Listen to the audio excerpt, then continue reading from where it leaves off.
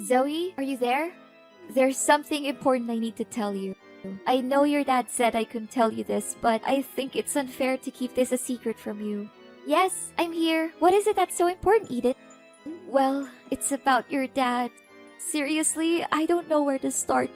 But I feel like I have to tell you that your dad's health is in a very critical condition. He's in the terminal phase of a heart failure, and his condition is deteriorating at an alarming rate. I asked him to go to the hospital, but he wanted to stay home. I think he also knows that his time is running out. What? Why all of a sudden? A mere few weeks ago, when I last saw him, he seemed to be in good spirits and full of energy. How come his condition worsened so quickly? I just can't believe this. He was deliberately pretending to be okay so you won't have any suspicions on his condition. In reality, he was suffering from a lot of chest pain and fatigue. What a brave man, to think he would go to such lengths to protect you from all the possible emotional damage. I know that it's difficult to process all of this, but it's still an inevitable truth. I knew that he was dealing with heart failure for a long time now, but I didn't anticipate that this day would come so quickly. Honestly, you should have told me about my dad's condition way sooner, Eden. I really don't understand why my dad told you to keep his illness a secret from me. Zoe, you know Henry loves you more than anything in the world. He didn't want to hurt your feelings. He knew that if you learned of his illness, you would be devastated. Your dad didn't want to worry you, so he kept his health problems a secret. How could he possibly conceal such a grave matter from me? He should know that I love him just as much as he loves me, and that keeping his condition from me won't help me cope with tragedy any better. I know, I told him the same thing, but despite how many times I tried to talk him out of his opinion, he insisted that I maintain my silence and, well, now that you have told me about it, can I at least pay my dad a visit? I won't just sit around and do nothing while my father is fighting for his life. Zoe, I know that you want to see your father as soon as possible. However, if you were to appear at our home at this time, it would make me a traitor to his wishes, and I would never want that. You know, I gave him my words, and I can't just simply break my promise with him. What should I do now? Should I just watch as his life slowly comes to an end without doing anything? What kind of daughter would do something like that to her own father? Zoe, I know what you're going through right now. I have all the sympathy in the world for you. But don't be too worried. I'll keep you constantly informed about your dad's situation. What if I just come to his mansion without his consent? I could make it like a casual visit that he won't have anything to say about it. Please, Eden, I want to be with my father during this most challenging time in his life. I'm sure he would be more than happy to see his daughter. No, Zoe, I told you, you can't do that, or else your dad would be boiling mad at me. You already know how short-tempered your dad is, and how scary he would become when he loses his composure. Especially when it's something that it has to do with you. I know that you're feeling confused and scared, but bear in mind that I'm always here for you during this difficult time. But Eden, how can I make it seem like nothing and ignore my dad, knowing that he's suffering from so much misery? Honey, I told you, I'll make sure that you don't miss any important updates on your dad's medical condition. All you need to do right now is to clear your head, pray, and hope for the best for your father. He's a tough man. Although the chances are slim, he hasn't given up on his life yet. Fine, I understand that it's impossible for me to visit my father. However, I don't want to trouble you too much about my father's condition. So can you please at least provide me with contact details of his private doctor, Mr. Davis? I just want to know more information on my father's medical prescriptions and his current condition. Oh, I forgot to tell you, Mr. Davis no longer works as your dad's private doctor anymore. He told us that he was experiencing some family difficulties and resigned shortly thereafter. Now, Dr. Brown is in charge of supervising your dad's health. Oh, okay. Would you be so kind as to give me Dr. Brown's phone number so I can have a word with him? Please send me as soon as possible because this is really important for me. Honey, you don't need to worry yourself too much with your father's treatment by contacting his private doctor. Me and Dr. Brown have everything under control. We always keep a close eye on Henry's situation and immediately interfere if anything goes wrong. I can't help but think that you're doubting my ability to take care of your father, and I feel a little offended by that. No, Eden, you're misunderstanding me. That's not what I meant at all. I believe that you have seen with your own eyes how well I have always taken care of Henry throughout the years. I could ask the maids to do all the housework, but I don't want to. I think it's important for me to be a hands-on wife and take care of my husband myself. Zoe, I don't want to say this out loud, but I knew that you disliked me from the very first day I set foot in Henry's house. Is that correct? Well, I don't blame you. It's a bad reputation that stepmothers always have to bear on their shoulders. Eden, I'm sorry. It is true that I didn't have a good feeling about you marrying my dad from the start because I thought it was a hasty decision. But as I came to know you better, I came to realize that you truly love and care for my father. In fact, you were the one who strongly opposed my father's decision of forcing me to move out of his house due to certain misunderstandings between us, and I'm really grateful for that. I want to know more about my dad's condition, but that doesn't mean I don't trust you to take care of him. Those are two different things. Fine, honey. I'll give you Dr. Brown's contact, but don't worry too much. As I said, me and Dr. Brown have everything under control. Zoe, honey, I feel as though I've been stabbed by 100 knives in my heart. I cannot believe it happened so quickly. What is it, Eden? Is it about my dad? Yes, darling. Henry passed away peacefully in his sleep. This morning, when I entered his room, I noticed that he was no longer breathing. I immediately called Dr. Brown, who arrived shortly thereafter and conducted a thorough examination. He confirmed that your father had no signs of life. I am so sorry for your loss, Zoe. I know how you must be feeling at the moment, and I am feeling the same way. Oh, Father, so this day has finally come. I really don't know what to say right now other than thanking you for being by my dad's side during his last days of living. This is an extremely heartbreaking situation, and none of us would have wished for this. I understand that this is a difficult time for you, and I want to assure you that I have already taken care of the funeral arrangements. Your father's funeral will be held at his mansion within 1 week. It'll be a discreet one among family members, just as your father's will. I will inform you of the exact date and time as soon as it's finalized. I got it. Thank you for taking care of everything. I seriously don't know what to do without you. Did Father leave any parting words for you before he passed away? Henry was a thoughtful and prudent man, as you know. He had already carefully planned everything, including who would inherit his estate. According to his will, I, his legal wife, will be the sole beneficiary of his belongings and financial assets.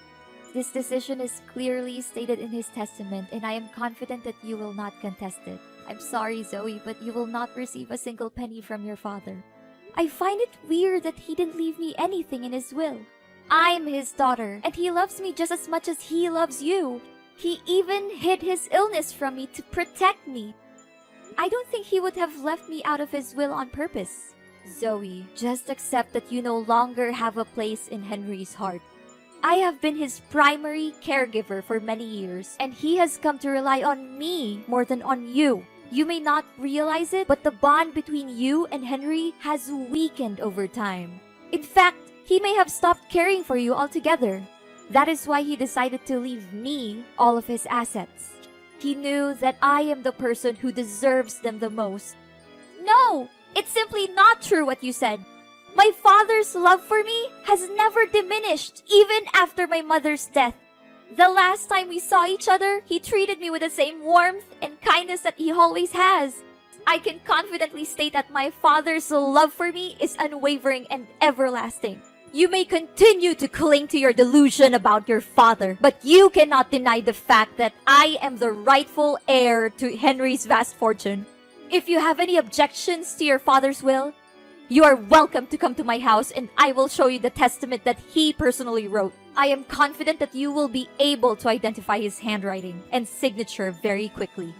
Admit it, Zoe. Now you're nothing more than a pitiful and abject failure. And me? After all those years of enduring that disgusting old man, I can finally achieve my goal to acquire his fortune and a lot of it. What? What do you mean? Are you implying that you married my father solely for his wealth? I find your old father so disgusting that I have to hold back from throwing up every time I have to sleep with him. Do you really think that a beautiful young woman like me would be with your father because I love him? That's the most ridiculous joke I've ever heard in my entire life. What? So you're saying that all of the years you spent caring for my father were nothing more than a calculated and deceitful ploy to gain control of his vast fortune? I was totally convinced that your words and actions were genuine. I believed that you were truly committed to watching over my father's well-being. Oh, honey, these sorts of performances are child's play for me. You believe that I was caring for your father, but the reality is that the maids were doing all the work for me. I simply gave them some money to keep them quiet so that I could take all the credit. You must be surprised by my intellect. Am I correct? I am curious to know who else could possess both intelligence and beauty like me. Eden, you're a person of astonishing shamelessness, greed, and despicable deception.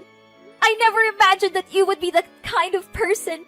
I believed that you truly cared for my father and that your intentions were genuine. The thought of how you pretended to be nice to me and my dad makes me shiver. And by the way, sorry that I got you kicked out of the house. I would be surprised if you didn't miss the days when you lived in your father's grand mansion, now that you've been reduced to living in a tiny rented house.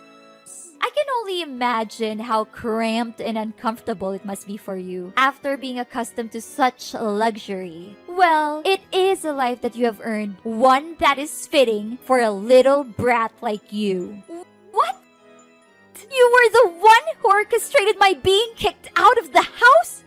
Who else could it have been? You were angry at your father for not letting you go out with your bad friends. So I took advantage of the situation and snuck into your father's workroom and burned his important documents to ashes. Afterwards, I took your father's phone and texted you to come into the room. Hardly had you stepped foot into the room when your father came in, catching you red-handed in the midst of the compelling crime scene. Now that I think about it, I still can't understand why my father was so certain that my friends were delinquents. It was you who planted those ideas in his head, wasn't it? Oh, I thought that someone as dull as you wouldn't be able to grasp the situation so quickly. But bingo! You got that right. Prior to that, you were also involved in a number of other incidents, such as stealing your father's money, throwing away your father's wedding ring, or destroying his wedding photos with me. Of course, all of these troubles were orchestrated by me, and they, along with the incident in which your father's documents were burned, are more than enough reasons for you to be excluded from the house. You were the one behind all of this? I cannot believe that I was so foolish not to see it.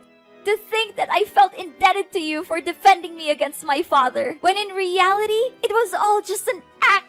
Your character is so loathsome that I am ashamed to have ever associated with you.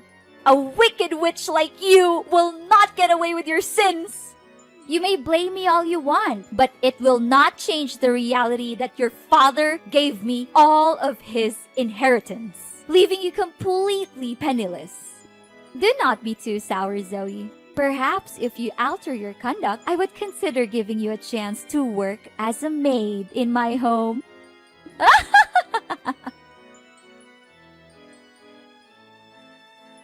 Zoe, I never imagined that you could be so embittered as to not even attend your own father's funeral. I am deeply disappointed in you, Zoe. What kind of daughter are you? I was about to ask you that very question, Eden. What sort of stepmother are you to commit such a heinous act? What sort of thing are you implying, Zoe? Are you still holding a grudge against me for not getting your hands on your father's fortune? If I'm not mistaken, you're simply sitting at home plotting some evil scheme to regain your father's inheritance. Are you not? Well, sorry to say, but that won't be easy, Zoe. You know very clearly that I am the rightful owner of your father's legacy.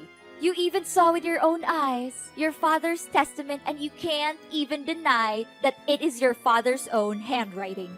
Eden, I would not be so arrogant if I were you. In fact, I suggest that you prepare to face your worst nightmare for the vile crime that you committed against my father. What crime are you referring to? Are you perhaps fantasizing again? Don't attempt to deceive me with your pretense of innocence. I know everything. You coerced my father into signing a will that leaves all of his assets to you. Your boyfriend held a gun to his head while he was signing the document. Subsequently, you confined my father and Dr. Davis in the basement to prevent anyone from ever learning of your wrongdoing. What boyfriend? Seriously, I don't have a clue what you're talking about. Your father is dead. Stop deceiving yourself into believing that he's still alive. It's ridiculous, you know that. If you had attended the funeral, you would have seen your father's body in the coffin, but you declined to do so. Please, Eden, stop pretending. I know everything about your evil plan to hurt my father and steal his money.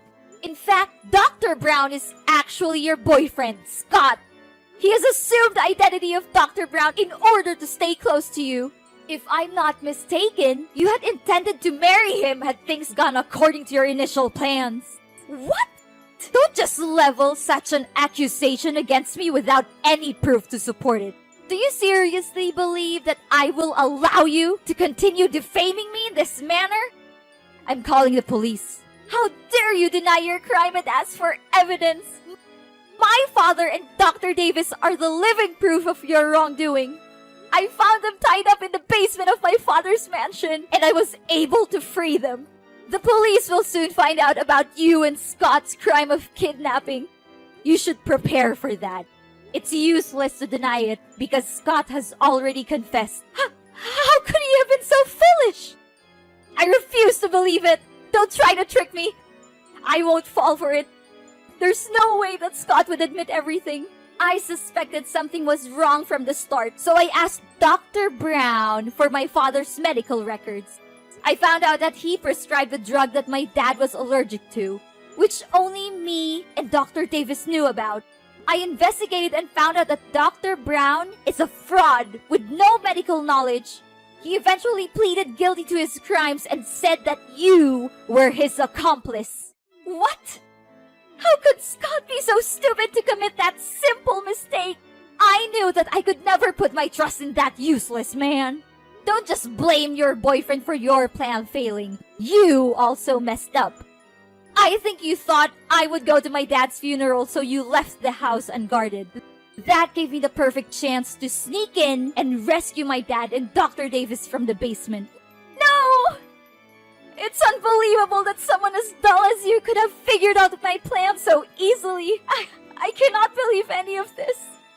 Eden, you are a liar and a cheat. You pretended to be a good wife and caregiver to my father, but you were actually having an affair with Scott. Dr. Davis found out about your affair with Scott and told my father. You and Scott were scared, so you attacked them and locked both Dr. Davis and my father in the basement. No, please stop talking. I've heard enough. In a subsequent act of desperation, you and Scott devised a meticulously crafted scheme to conceal your crime. You claimed that my father was seriously ill and even faked his funeral in an attempt to throw off suspicion. The figure that lies in the coffin is not my dad's corpse, but a wax effigy that has been crafted with painstaking precision. Furthermore, I also found out that you hadn't even informed the state about my father's death. So there's no way that my father's death was real.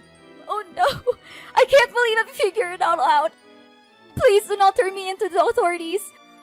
I didn't want to do what I did, but your father left me no choice. He threatened to disinherit me and leave everything to you.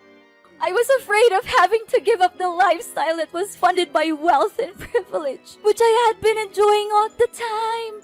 What could I do in that situation? Henry forced my hand. It was not my fault. I would do anything to make it up to you and your father. I would go away and never bother you again. I would give up everything I've just to be forgiven. Please, I'm begging you, don't call the police. I'm not a bad person. I was just trying to survive. Please give me another chance. After the dreadful crimes you committed, now you would still dare to claim that you are not a bad person? Your actions against my father were utterly unforgivable, and you deserve the most severe punishments. The police are already on their way to arrest you, and don't even think for a moment that you will be able to escape justice. After a lengthy investigation, the police finally apprehended Eden and her lover, Scott, for their heinous crimes of illegal captivity and fraud. The two were subsequently tried and convicted, and each sentenced to 7 years in prison. This sentence is a just and fitting punishment for their cruel and unscrupulous actions. Upon being liberated from their imprisonment, my father and Dr. Davis showered me with praise for my keenness in solving the case. My father also expressed his regret for not heeding my counsel in the first instance and forcing me to move out of his house. He then extended an invitation for me and my spouse to relocate to the mansion and reside with him. Ultimately, it was not my father who was at fault for the events that transpired. Rather, it was my wicked stepmother who was having an extramarital affair and subsequently devised a plan to seize my father's fortune. In the end, justice was served. Although what happened to my father and me was disheartening, it also served to strengthen our bond as father and daughter. It is always essential to never give up on the people we care about and to be willing to open our hearts when they offer us a sincere apology for the mistakes they made in the past.